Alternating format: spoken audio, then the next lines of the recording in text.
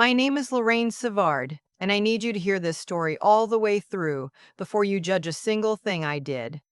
Because by the end, you'll understand why patience is the sharpest blade a woman can carry. But first, let me take you back to the evening my own daughter let a room full of strangers tear me apart and did nothing. Not a word. Not even a look. It was her engagement party held at the Blackwell family's lake house on the shore of Lake Memphremagog in the eastern townships, the kind of property where the dock alone costs more than most people's cars. Paper lanterns strung between the birch trees, a string quartet playing something I didn't recognize, caterers in black vests pouring wine that nobody bothered to taste before swallowing. My daughter Meredith stood in the center of it all, glowing. But that glow wasn't love, it was arrival. She had finally crossed the threshold into the world she believed she deserved, and she wore it like armor. I had driven 3 hours from Gatineau to be there, packed a dress I'd bought at a consignment shop on Montcalm Street because I didn't see the point of spending $400 on something I'd wear once. My shoes were clean. My hair was done. I looked fine. But fine was the problem, wasn't it? Fine doesn't belong in a room full of people who measure worth by labels. Duncan Blackwell, my daughter's fiancé, had the kind of confidence that comes from never being told no. Tall, square jaw, the sort of man who shakes your hand while already looking past you. His father, Hugh, owned a chain of commercial properties across southern Quebec and eastern Ontario. His mother, Judith, collected compliments like stamps, and their circle, every last one of them, moved through that party as though the rest of the world existed only to serve them. I sat at a table near the water. Nobody sat with me. I didn't mind. I've spent most of my life sitting alone in rooms where I didn't quite fit, and I've learned that the corner seat gives you the best view of who people really are. Then came the toast. Duncan stood on the deck, champagne in hand, grinning like a man who owned the sky. He thanked his parents, thanked the guests, praised Meredith's beauty and her incredible taste in men. Laughter. Then he tilted his glass toward me. And of course, we have to acknowledge Meredith's mother. She drove all the way from, where was it again? Gatineau. He said it like a punchline. Honestly, folks, look at her. This is what Meredith escaped from. The woman looks like she got dressed at a Salvation Army liquidation sale. The laughter came fast. Not all of it, but enough. Hugh Blackwell let out a bark, so loud it echoed off the water. Judith covered her mouth, but her eyes crinkled with delight. Guests I had never met turned to stare at me, some laughing, some just watching to see what I'd do. I looked at Meredith, my daughter, the girl I had rocked through fevers, driven to hockey practice at 5 in the morning, held together with duct tape and double shifts after her father died. She stood beside Duncan with her hand on his arm, and she smiled. Not a flinch, not a protest. She smiled as though she agreed with every word. That smile broke something inside me that I didn't know could still break. But I sat still. I folded my hands in my lap. I looked out at the lake and I let the laughter wash over me like a cold wind. I have survived worse than words. There was one person at that party who did not laugh. Duncan's uncle, Kenneth Blackwell, stood at the edge of the deck with a glass frozen halfway to his lips. His face had gone the color of old snow. I watched his eyes track across the table, find me, and lock on like a man who had just stepped onto ice and felt it crack beneath him. He put his glass down, he loosened his collar, and for the rest of the evening, he didn't speak once. I knew why. Kenneth knew exactly who I was. He just hadn't expected to see me at his nephew's engagement party, sitting in the cheap seat, being laughed at by people whose livelihoods I quietly controlled. Let me go back, because none of what happened that night makes sense unless you know how I got there. I was born in Trois-Rivières, moved to Gatineau after marrying my husband, and buried him when I was 34. Pancreatic cancer. 3 months from diagnosis to funeral. Meredith was 9. Our savings disappeared into hospital parking fees and prescriptions that RAMQ didn't fully cover. The life insurance payout was modest, barely enough to clear the mortgage. For a while, the neighbors brought casseroles and sympathy. Then the casseroles stopped. Then the sympathy turned to gossip. People in our neighborhood started saying I'd lose the house within a year. Some of them were right to think it. I worked at a pharmacy during the day and cleaned offices at night. There were weeks I ate toast for dinner so Meredith could have proper meals. I washed her school uniform by hand because the dryer broke and I couldn't afford a new one. But I watched. That's what people never understood about me. I wasn't just surviving, I was studying. Every magazine in the pharmacy waiting area, every newspaper left behind, every conversation I overheard between the business owners whose offices I cleaned late at night. I learned how real estate worked, how small businesses got financing, how holding companies shielded ownership. I read prospectuses while other people watched television. I taught myself to read financial statements by borrowing books from the Gatineau Library, the big one on Laurier Boulevard. The librarian thought I was studying for a degree. I let her think that. The first property I bought was a duplex on Rue Saint Joseph. The owner was in a rush to sell, heading to Alberta for pipeline work. I scraped together every dollar I had and put down a deposit that made the notary raise an eyebrow. That duplex paid for itself within 18 months. The rental income covered the mortgage and left enough for me to start saving again. From there, I moved slowly. A laundromat in Hull, a small commercial lot near the Gatineau Casino that nobody wanted because the zoning was complicated. I spent 4 months untangling the paperwork myself, and when the zoning cleared, the lot tripled in value. I sold it and bought 3 more properties. Then 5. Then I started a number company.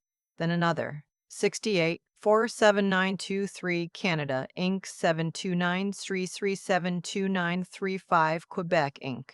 Names that meant nothing to anyone who wasn't reading the fine print. By the time Meredith was in high school, I owned 14 properties, 2 laundromats, and a small logistics company that contracted with municipal governments across the Outaouais. None of it was in my name. None of it was visible. To Meredith, to the neighbors, to everyone, I was still just Lorraine, the quiet widow on Rue de Cannes who drove a 12-year-old Corolla and brought her own lunch to work. I kept it hidden on purpose. I had seen what money does to family. After my husband died, his brother showed up within a week asking about the life insurance. My own cousin called to suggest I invest in her boyfriend's restaurant. When people smell money, they circle. So I became invisible. I let Meredith believe we were getting by, nothing more. I told myself I was protecting her. Maybe I was. Maybe I was also afraid that if she knew, she'd stop learning what I needed her to learn, that hard work and dignity are worth more than any bank balance. She never learned that lesson. Instead, she learned to want what other people had. By the time she met Duncan Blackwell at a networking event in Montreal, she was already hungry for a life that sparkled. He offered it to her on a silver tray, and she took it without looking at the price. Here's the part that matters. Hugh Blackwell's company, Blackwell Property Holdings, hit trouble 3 years ago. Commercial vacancies in Ottawa rose sharply after the pandemic. Tenants broke leases, maintenance costs climbed. Hugh had over-leveraged on 2 new developments in Canada, and the carrying costs were bleeding him dry. He needed capital, and he needed it quietly because admitting weakness would have destroyed the Blackwell reputation faster than any bankruptcy filing. That's when my holding company stepped in. Through a numbered corporation registered in Ontario, I acquired a controlling interest in Blackwell Property Holdings. I bought up the debt Hugh couldn't service. I purchased the mortgage on the Canada developments. Every piece of paper went through my lawyer in Ottawa, a woman named Agnes Fong, who understood discretion better than anyone I've ever known. Hugh Blackwell signed the documents without ever knowing the name behind the numbers. He thought he was being rescued by a faceless investment group. He never imagined the investor was a widow from Gatineau who cleaned offices for a living. Kenneth Blackwell was the one who eventually met me. He handled the operational side of the family business, And at a meeting in Agnes's office, he shook my hand across a boardroom table. I introduced myself simply as the principal of the holding company. He nodded, made small talk about the Ottawa market, and moved on. He didn't think twice about the gray-haired woman in the sensible coat. Until that engagement party. Until he stood on a dock in Memphremagog and watched his nephew call me a Salvation Army joke and realized the woman being mocked was the one holding the deed to everything his family owned. After the party, I drove back to Gatineau in silence. No radio, just the highway and the dark and the echo of my daughter's smile. I parked in my driveway, sat in the car for 20 minutes, and let myself feel it, all of it. The humiliation, the betrayal, the sorrow that sits so deep in your chest it feels like a stone you can't cough up. Then I went inside, made a cup of red rose tea, and began. The first thing I did was pause a contract renewal for a maintenance service that handled 3 of Hugh's Ottawa properties. Nothing dramatic, just a delay buried in paperwork. Within 2 weeks, the hallways of a Blackwell office tower on Albert Street started showing where tenants complained. Hugh blamed the contractor blamed Blackwell for late payments that had, until recently, always been on time. Then I delayed the release of funds for the second Kanata development. The construction company, waiting on a progress payment, slowed their crew. Drywall sat unfinished. Electrical inspections were postponed. Duncan, who had been bragging to his friends about the family's expansion into West Ottawa, suddenly couldn't explain why the project was stalled. I didn't move fast. I never do. I let the cracks appear one at a time, like ice forming on a lake in November. Each one small enough to explain away. Together, they formed a pattern that only I could see. Kenneth saw it too. I know because Agnes told me he called her office 3 times in 1 month, asking careful questions about the holding company's long-term intentions. She told him nothing, but his calls grew shorter and more anxious each time. Meredith and Duncan moved into a new condo in Westboro after the engagement. Exposed brick, rooftop terrace, the kind of place that gets featured in Ottawa magazine. Meredith posted photographs of it constantly. The kitchen island, the view of the river, the wine fridge stocked with bottles I couldn't pronounce. She was building a life designed to be admired, and I was not part of the display. She invited me to a housewarming. I went. I brought a dish of Terichère because that's what I was raised to do. Judith Blackwell glanced at it and said, "How quaint," and set it at the far end of the counter where nobody touched it. Hugh shook my hand without making eye contact. Duncan ignored me entirely. The guests flowed around me like water around a stone. What none of them knew was that I had already purchased the building their condo was in. Not the unit, the building. Every suite, every parking spot, every square foot of that rooftop terrace Meredith loved to photograph. I bought it through a numbered company 6 weeks before the housewarming. The property manager reported to my office. The maintenance schedule was mine to set. The lease terms were mine to adjust. They toasted their new home with champagne they couldn't actually afford, standing on floors that answered to me, and I ate my tortilla alone in the corner and said nothing. Months passed. The Blackwell troubles deepened. Duncan had promised his father he'd land a major contract with a hotel chain looking to develop along the Rideau Canal. He boasted about it at dinner parties, called it a generational opportunity. But the financing required sign-off from the majority stakeholder. That was me. I let the approval sit on Agnes's desk for 6 weeks. The hotel chain grew impatient and walked. Duncan couldn't explain it. Hugh couldn't fix it. The Blackwells started looking like a family running out of road. Then came the fundraiser. Hugh organized a charity gala at the Chateau Laurier, black tie, 300 guests, a live auction to raise money for children's hospitals across Ontario. It was meant to remind Ottawa that the Blackwells were pillars of the community.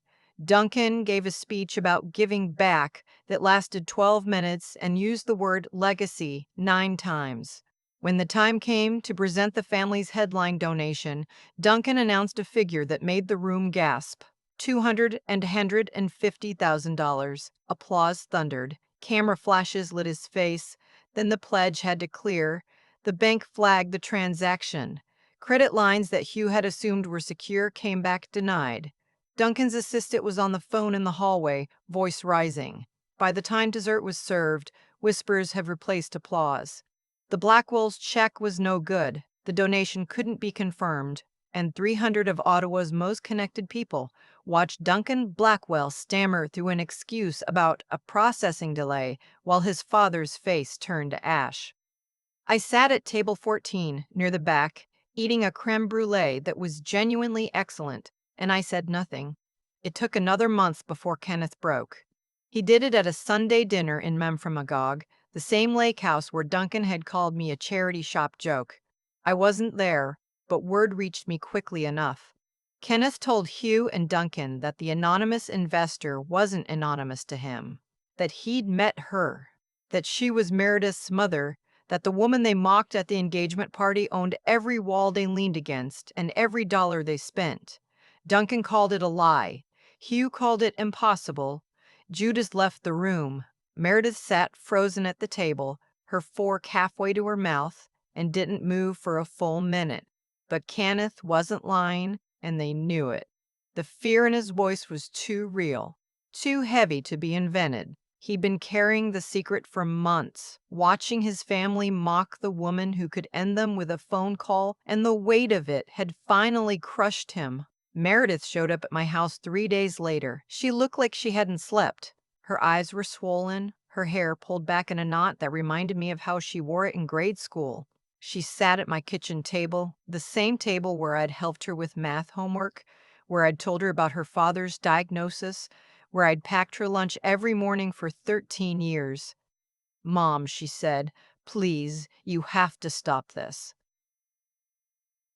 I poured her a coffee, double. She still took it the same way. "Duncan is falling apart," she said. "Hugh can barely leave the house. Judith won't answer her phone. The whole family thinks you're trying to destroy them." "I'm not trying to destroy anyone," I said. "I'm running a business. You bought our building, Mom. Our home."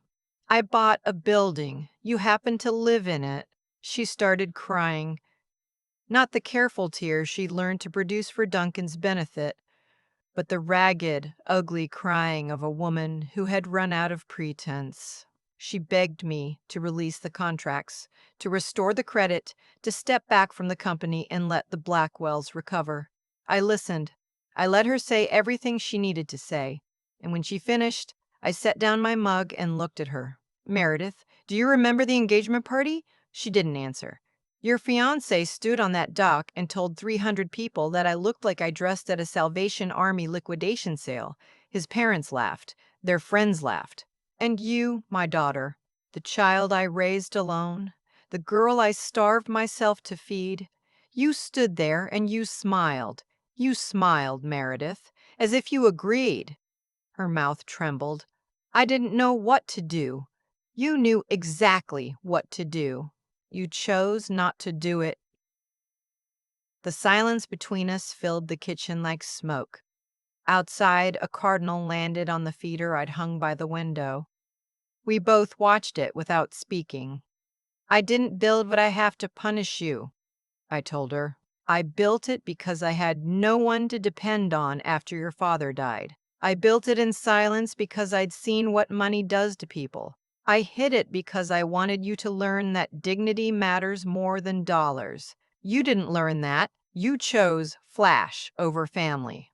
You traded your mother's honor for a seat at their table." "So what do you want?" she whispered. "I want you to understand that loyalty is not a coat you take off when the weather changes. You stood with people who humiliated me. If you want to come home, you come with humility, not with demands. Not because you're scared of losing their lifestyle, but because you remember who held you when there was nothing else."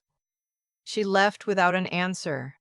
I watched her drive away in the BMW that Duncan's parents had given her, and I felt a sadness so heavy it made the air thick. But I did not bend. 2 months later, Hugh Blackwell's lawyer contacted Agnes to request a formal meeting with the majority stakeholder. They wanted to negotiate, they wanted terms. For the first time in the history of their family, the Blackwells were asking someone else for permission to exist in their own company. I agreed to the meeting, but I set the location. Not a boardroom, not the Chateau Laurier. I chose a community hall in Gatineau, the same hall where I'd hosted Meredith's 8th birthday party, where her father had played accordion for the kids because we couldn't afford a DJ. Hugh came. Judith came. Duncan came, though he wouldn't look at me. Kenneth came, shoulders rounded like a man carrying a load too heavy for his frame. And Meredith came. She sat at the end of the table, apart from the Blackwells, apart from me, belonging to neither side. I didn't raise my voice. I didn't gloat. I laid out the terms simply. I would maintain my position in the company. Operations would continue under my oversight. The Kanata developments would proceed, but under revised budgets that reflected reality rather than ego. The condo building in Westboro would remain in my portfolio, and any future business decisions would require my approval. Hugh tried to argue. Duncan tried to bluster. Judith sat in silence for the first time since I'd known her. Then I said one more thing. At your engagement party, Duncan, you asked your guests to look at me. You told them I was what Meredith escaped from. So let me return the favor.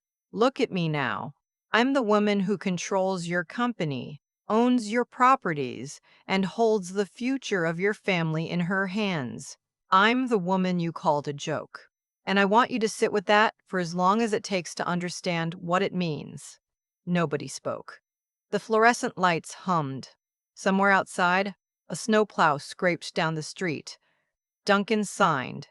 Hugh signed. Kenneth signed, without being asked. Judith stared at the table as though it had personally betrayed her. Meredith waited until everyone else had left. She stood by the door, her coat half-zipped, looking younger than she had in years. "Mom," she said, "I'm sorry. Not because of the money. Not because of Duncan.